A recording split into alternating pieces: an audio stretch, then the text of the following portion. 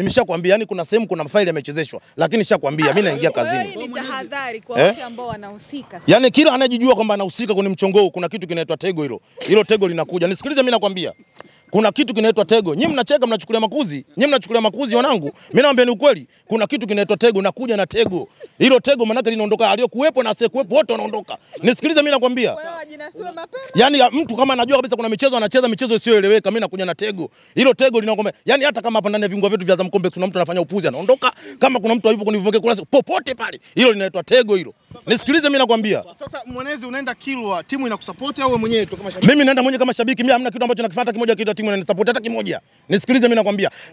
Nakwambia hapa na kuna wapo wazenu wengine wakapeni taarifa. Hakuna kitu hata kimoja ambacho nafanya mimi nasupportiwa na timu. Hakuna hata kimoja. Kila unachokiona wewe. Yaani unaenda kuipambania timu yako. Naenda mimi mwenyewe kama mwenyewe ndio manake. Mimi mwenyewe kama mwenyewe. Kwa unaenda kuondoa. Mimi shida yangu niko ni sehemu moja. Mimi hamna kitu nakipenda kwenye dunia hii kama kuzinamka timu zenu hizo za Kariakoo.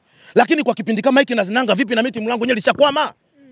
Timu aliendi hapo. Wewe unafanyaje? Uwezi. Lakini vitu vya kuizomea vitu vipo vitu kibao kabisa. Kuna sema wachezaji wanacheza kama hivyo kwamba kuna watu wachezaji hawataki timu. Kuna sema wachezaji wanacheza majeruhi kila siku. Mchezaji naumwe anachezeshwa endelee kucheza. Lakini uwezi kusema kwa sababu kwa kina Kitambala bora unakosa magoli ya wazi. Unasemaje?